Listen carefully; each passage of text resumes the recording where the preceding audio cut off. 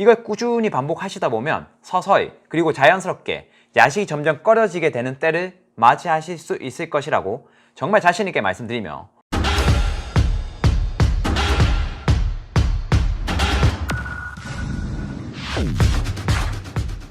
안녕하세요, 신쌤입니다. 오늘은 다이어트 1편 야식은 왜 당기나로 인사드립니다. 여러분들은 야식을 일주일에 몇 번 정도 드시고 계신가요? 혹시 너무 잦은 야식으로 아침에도 이 속이 더부룩한 느낌이나 왠지 목이 칼칼한 역류성 식도염 증상을 겪고 계시진 않으신가요? 무서운 사실 하나 알려드리면, 야식은 습관적, 감정적, 충동적인 것도 있지만 생리학적으로 원래 당기게 되어 있습니다. 배고픔을 알리는 그렐린이라는 호르몬의 그래프인데요, 새벽 1시쯤에 한 번의 증가가 또 관찰이 되죠.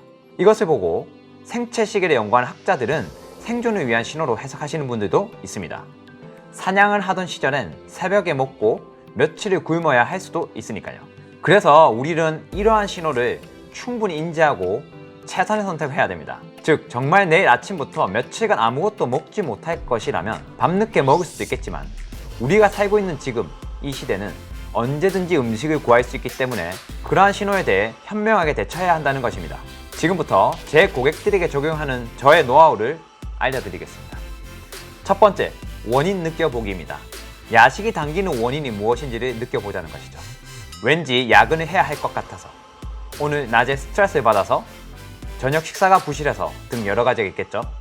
야근인 경우에는 단백질이 충분하고 든든한 저녁 식사를 해주시면 좋겠고, 저녁 식사조차 제대로 하기 힘든 상태에서의 어떤 야근이라면 잠잘 때쯤 더부룩하지 않은 개개인의 저녁 간식 타이밍과 메뉴를 찾는 것이 중요할 것입니다.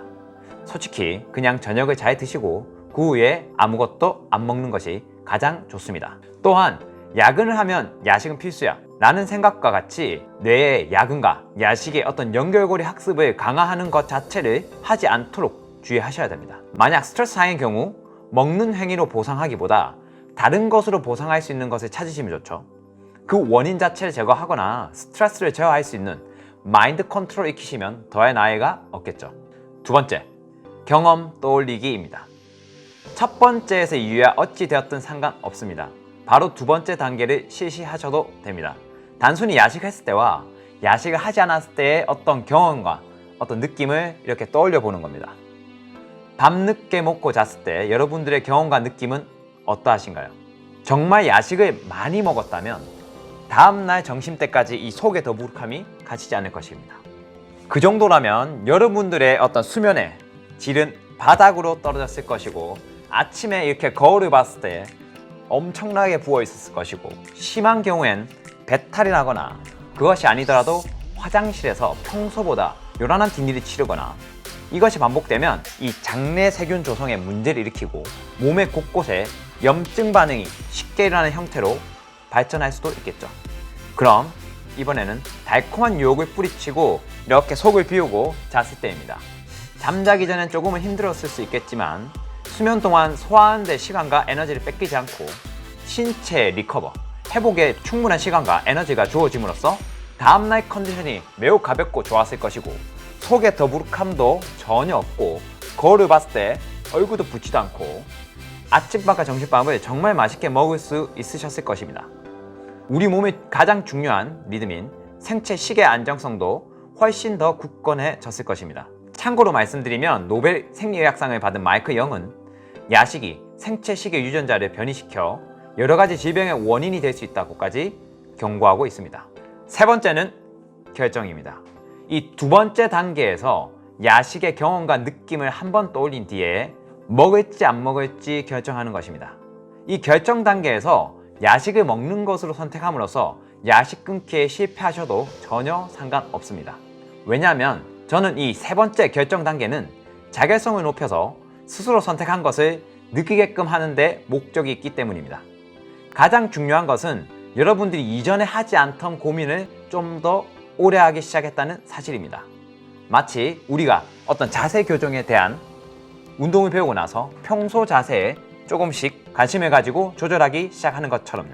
네 번째는 결과의 확인입니다. 야식을 드시고도 다음날 야식에 의한 그 어떠한 불편함도 없다면 드셔도 되는 사람일 수도 있겠지만, 거의 대부분이 야식을 드시면 아까 두 번째 단계에서 말씀드린 일들 중 몇 가지가 분명히 일어났을 것입니다. 반드시 다음날 나의 이 결정에 의해 일어난 일들의 결과에 대해 반성을 하거나 칭찬하거나 어쨌든 그 결과에 대한 느낌을 만끽하시길 바랍니다. 위 네 가지 과정을 계속 하시다 보면 어느새 여러분들은 야식을 대함에 있어 조금씩 머뭇거리시게 될 것이고 확실하게 빈도수가 조절되실 것입니다. 부끄럽지만 저도 얼마 전까지 프로 야식러 중에 하나였고 한참 학회 발표와 외부 강의 준비 등으로 속으로 오늘은 밤늦게까지 준비해야 돼. 그러니까 괜찮아. 오늘 먹자. 라고 스스로 합리화하며 엄청나게 야식을 즐겼던 시기가 있었는데 그때 체중이 무려 8kg이나 증가했었습니다. 인생 최고 몸무게였죠. 지금 위의 방법으로 야식을 조절한 지 꽤 되다 보니 원래 몸무게로 돌아왔습니다. 제가 오늘 제시하는 방법의 장점은 야식을 억누르고 억제하는 것이라기보다 생리학적으로 야식이 당기긴 하지만 그 뒤에 일어나는 일련의 느낌이 너무 싫어서 야식 자체가 점점 꺼려지는 상황으로 만들 수 있다는 것입니다. 정리하자면 첫 번째, 잠시 멈춰서 생각하고 두 번째, 앞으로 일어날 일들에 대한 경험과 느낌을 떠올려 보고 나서 세 번째, 스스로 결정하는 단계를 거쳐 네 번째, 그 결정의 결과에 대한 경험과 느낌을 다시금 인지함으로써 내 몸이 정말 건강해질 수 있도록 하는 방향, 즉 올바른 결정의 프로세스를 빠르게 할 수 있도록 이 뇌를 학습시키는 것이죠. 당장 효과가 생기진 않으시겠지만 이걸 꾸준히 반복하시다 보면 서서히 그리고 자연스럽게 야식이 점점 꺼려지게 되는 때를 맞이하실 수 있을 것이라고 정말 자신있게 말씀드리며 오늘 내용이 유익하셨다면 구독과 좋아요 그리고 알람 설정 부탁드리며 신쌤은 다음 시간에 인사드리겠습니다. 감사합니다.